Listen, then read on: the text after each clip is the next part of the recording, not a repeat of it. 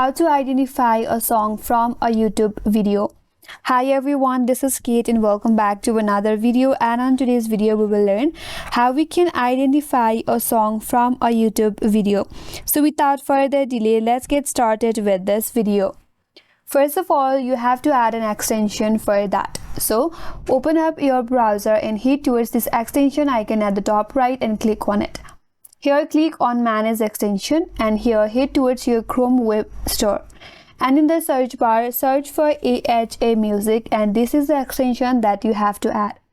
Here click on add to Chrome, and once you have added this extension to Chrome, you have to open up a YouTube video. So for that I will just head towards YouTube, and now you can play the video from where you want to identify the song from. For example, I will just play this music right here. Now head towards your extension icon at the top right, and now you have to open up this extension.